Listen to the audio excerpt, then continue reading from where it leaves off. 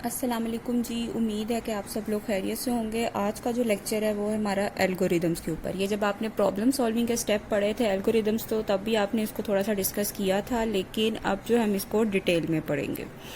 तो जी एल्गोरिदम्स जो हैं उसको देखते हैं कि वो क्या होते हैं। एल्गोरिदम्स जो हैं वो हमारे पास स्टेप बाय स्टेप इंस्ट्रक्शंस होती हैं, यानी स्टेप बाय स्टेप हम अपनी पूरी प्रॉब्लम को सॉल्व करने का तरीका लिख देते हैं, यानी फर्स्ट स्टेप से लेके एंड तक। और दूसरी बात ये है कि ये फाइनाइट स्टेप होते हैं, यानी लिमिटेड स्टेप होते हैं। इसका ये तो नहीं होता कि इसने चली जाना होता है, चले जाना एट अ टाइम, कोई टाइम पे आके इनने रुकना भी होता है। तो वो जहाँ पे ये रुकते हैं वो वहाँ पे क्या हो जाती है, हमारी प्रॉब्लम सॉल्व हो जाती है। वहाँ से हम स्टार्टिंग से हम लिखना स्टार्ट करते हैं कि इस तरह प्रॉब्लम थी, इसको इस तरह सॉल्व करेंगे हम लोग। तो वो जिस जहाँ पे आके एंड होगी वो क्या हो जाएंगी, हमारे पास वहाँ पे प्रॉब्लम खत्म हो जाएगी, यानी सॉल्व करने का हमें उसको तरीका मिल जाएगा।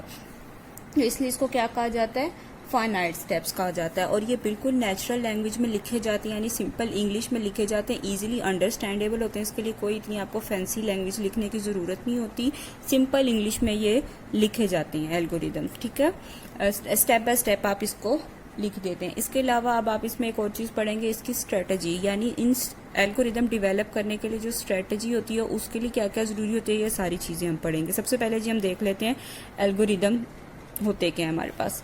N algorithm is a finite set of steps. ये एल्गोरिदम जो है ये हमारे पास क्या है, फाइनाइट सेट ऑफ स्टेप्स हैं। एक लिमिटेड, फाइनाइट का मतलब होता है लिमिटेड, ठीक है, लिमिटेड सेट ऑफ स्टेप्स हैं, यानी एक लिमिटेड स्टेप्स में हम अपनी प्रॉब्लम को का सोल्यूशन को डिफाइन कर देते हैं।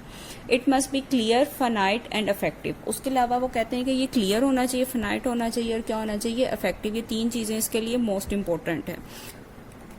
The simplest form of algorithm is a step form like a to do list. जिस तरह आप ग्रोसरी की शॉपिंग करने जब जाते हैं तो आप एक पूरी लिस्ट बनाते हैं कि सबसे पहले आपको पता है कि आपने इस स्टोर में जाना है, तो इधर सबसे पहले पोर्शन किस चीज़ का आएगा, सबसे पहले शैम्पू लेंगे, उसके बाद आप कोई दाल वाला आ जाएगा या सर्फ वाला आ जाएगा या कोई भी चीज़ का ऑप्शन आएगा। तो ये क्या कहते हैं, आप एक लिस्ट बना लेते हैं और लिस्ट के अकॉर्डिंगली आप चलते हैं कि ये लिस्ट में से आप देख लेते हैं कि पहले मैंने ये चीज़ लेनी है, ये वाली हो गई है या ये हो गई।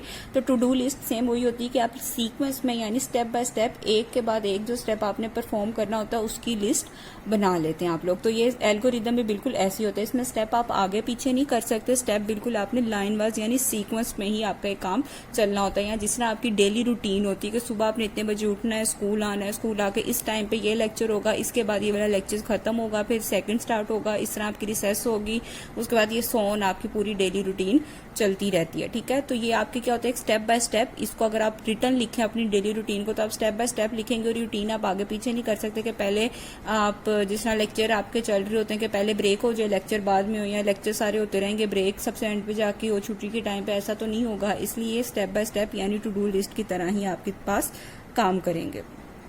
It consist of a sequence of number step, यानी नंबर स्टेप के साथ साथ आप एक सीक्वेंस में इसको सारा काम लिखते हैं। वही बात कि आगे पीछे इसको नहीं कर सकते।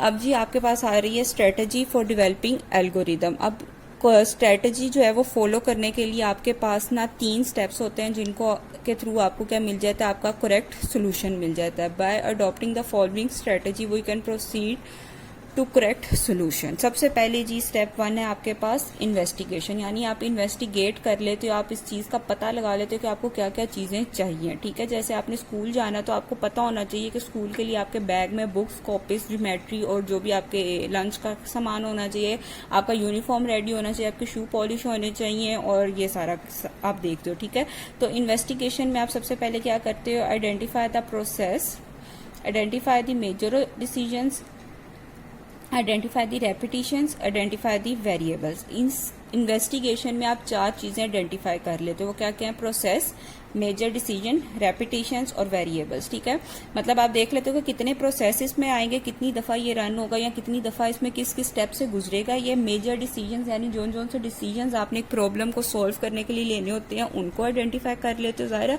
किसी डिसीजन के बगैर तो कोई प्रॉब्लम सॉल्व नहीं होगी, जब तक आप कोई डिसीजन नहीं लोगे तब तक प्रॉब्लम सॉल्व नहीं होगी। उसके बाद आप रेपिटेशन का मतलब होता है रिपीट, यानी कोई चीज रिपीट तो नहीं हो रही, अगर हो रही है तो उनको आइडेंटिफाई कर लेते हैं। और वेरिएबल्स जिनको अभी आपने चैप्टर नंबर 2 में डिस्कस करना है वो आप लोग आइडेंटिफाई कर लेते हैं। स्टेप 1 में ये 4 चीजें क्या है आप लोग आइडेंटिफाई करते हैं। सेकंड स्टेप है जी इसका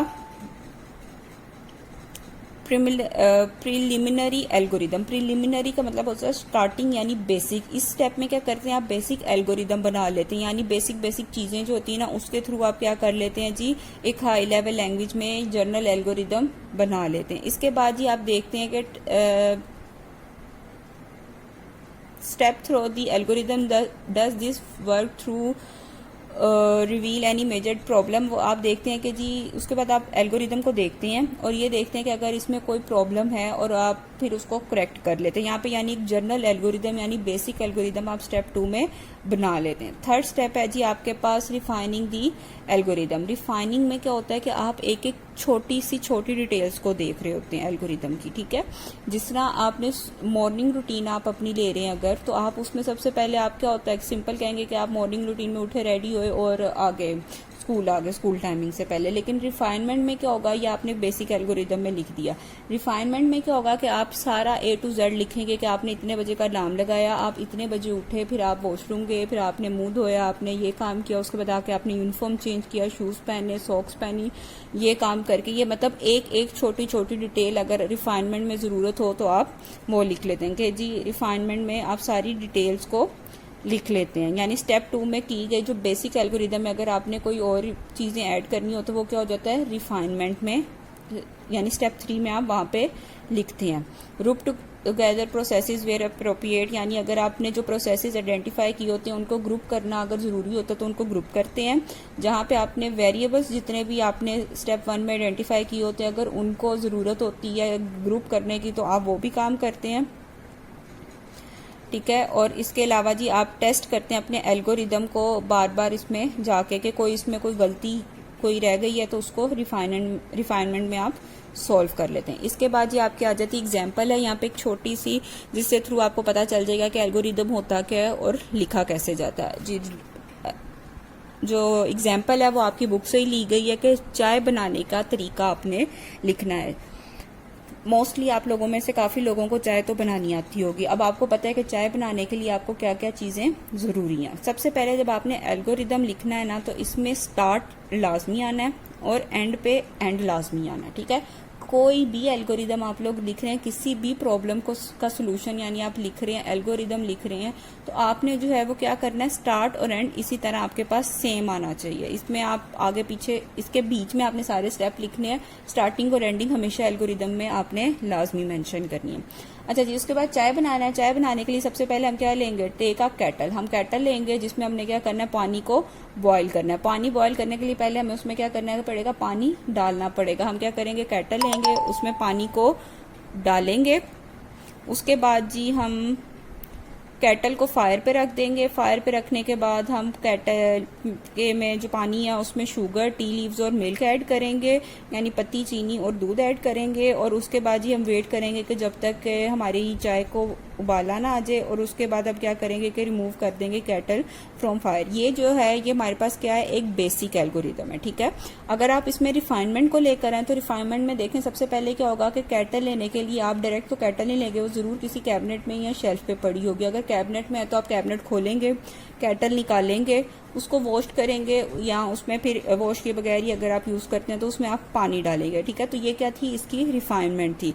इसके बाद जी अगर आपने पानी लिया, पानी डालने के बाद केटल को फायर पे रखने से पहले आप क्या करेंगे, टैप ऑन करेंगे, मैच स्टिक से या लाइटर से आप क्या करेंगे, फायर को जलाएंगे। तो ये क्या हो जाएगी, इसकी रिफाइनमेंट होगी। उसके बाद शुगर, टी लीव्स और मिल्क ऐड करना। अगर इस स्टेप की रिफाइनमेंट आप करेंगे तो क्या होगा कि शुगर, टी लीव्स या मिल्क जाहिर है किसी ना किसी बोतल में और किसी कैबिनेट के अंदर पड़े होंगे। कैबिनेट में से वो बोतल निकालेंगे, बोतल को ओपन करेंगे, उसमें से इतने चम्मच चीनी आप डालेंगे।